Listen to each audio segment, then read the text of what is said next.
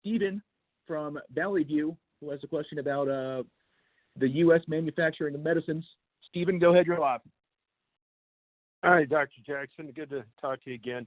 A friend of mine is a Navy veteran. He won't buy anything that says China anymore. He's looking at everything before he buys it. But we need to get these medicines back. We need to get a lot of things back that we're dependent on. And I was curious what plans you and the president have talked about, maybe some tax incentives, maybe encourage people to pay 10% more to get it made in America again. I think now's the time with what's happened to really push this and maybe we stop sending them $300 billion a year or $500 billion a year and start making this stuff here. I wanted to hear what you thought about that.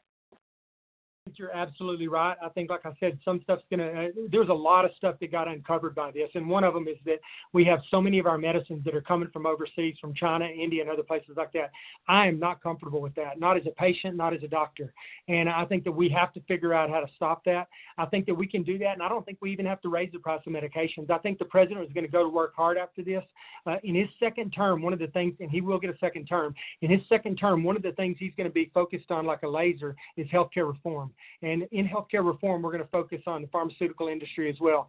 And I think if the president continues to deregulate the medical industry in much the same way that he's deregulated so many other industries in this country and led to our economic growth, we will be able to cut a lot of the wasted spending and some of the useless standard operating procedures and regulations and stuff that lead to expensive drugs and drugs that take years and years to develop. And I can tell you that a lot of that is the bureaucracy that's in place, and there is a better way to do this, and I think this has really shined some light on some bad practices, and one of those is getting so many of our medications from overseas, and I'll be working hard with the president to figure out a way to stop that and stop it quick.